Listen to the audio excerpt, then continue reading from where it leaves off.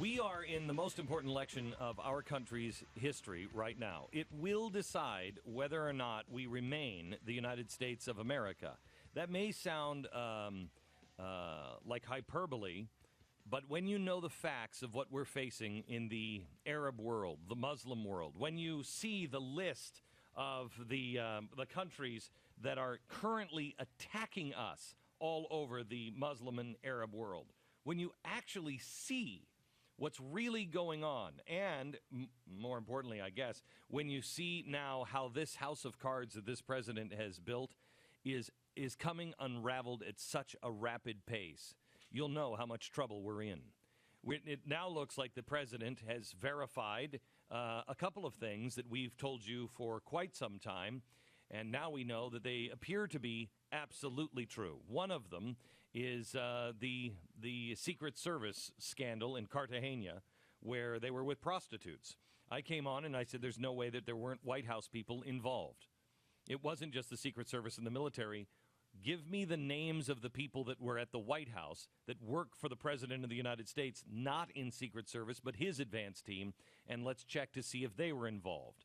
It now looks, and we will give you the exact quote from the Secret Service, but it now is coming out, because the Secret Service has had enough, that the White House was involved, that there were high-level officials from Obama's administration with direct access to the president that were involved with prostitutes as well. And it's being covered up. And the Obama administration has put pressure on the Department of Homeland Security to try to keep things quiet until the election is over. Then we also have what happened in Libya. What happened in Libya now, the president has come out and said that, okay, well, maybe it was that, okay, all right, terror. What did you know and when did you know it? We know now. They knew in advance. CNN is reporting that the ambassador that was killed feared for his life, thought he was a target. Well, wait a minute. So what does that mean? Apparently, they just didn't have enough time to protect him. Yet there's some other part of this story that came out. On Monday, I told you those weren't Navy SEALs. They were not Marines, and they were not protective detail. With what little I know about protective details, I looked at that story and I said, there's something very wrong here.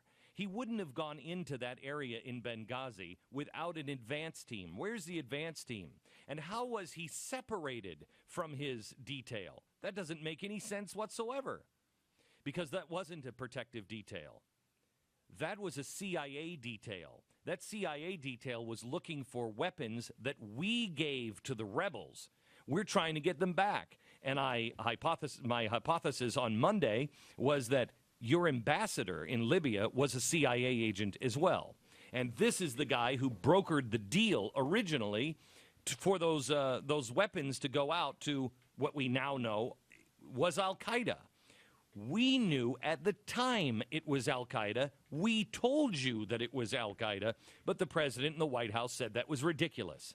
Now it appears that's exactly what happened. And now that it is coming out that these were CIA agents, and it is unraveling on the White House. But that's not the only thing. As I get up this morning, I open up look at the front page of USA Today. As I look at the front page of USA Today, it talks once again about Mitt Romney's 47% gaffe. I don't think I can take it anymore. That's the third day in a row. The world is on fire. We have embassies burning to the ground. We have China now threatening war with Japan. China, by the way, is collapsing in its economy. We have Europe on the brink of disaster. We have the Bank of America going to lay off now by the end of the year 16,000 employees. We have coal mine, and coal plants after coal plants after coal plants that are closing because of regulations. We have all of these things going on. Scandal in the White House. Our ambassadors being killed and our White House lying about it. And you've got to be kidding me. We are actually sitting here now at a point where we're talking about 47%. We're talking about stats of 47%. Are you out of your mind? Let me show you Harry Reid on what he's concentrating on. Here's Harry Reid. I believe Mitt Romney wanted to be president. Do we have it? All the we don't have United the. States. Can we turn on the This week 360, we please? learned Mitt Romney only wants to be president. We're on the road of today. The United States. Oh, okay. There it is. All right. If Mitt Romney were president, he wouldn't waste time worrying about the 47% of Americans who he believes are victims, who Romney believes are unwilling to take personal responsibility. And those are his words, Madam President, not mine. He'll only worry about how the other half lives, I guess. Okay. I can't That's take it anymore. Harry Reid is a very bad man. I don't know what happened to Harry Reid. I don't want to judge his soul, but Harry Reid knows he's lying. And he is bearing false witness against somebody. And this is really bad stuff. You're entering into the territory of darkness here. He's going on the 47%. What Mitt Romney said was true, period. I'm sorry. It underestimated.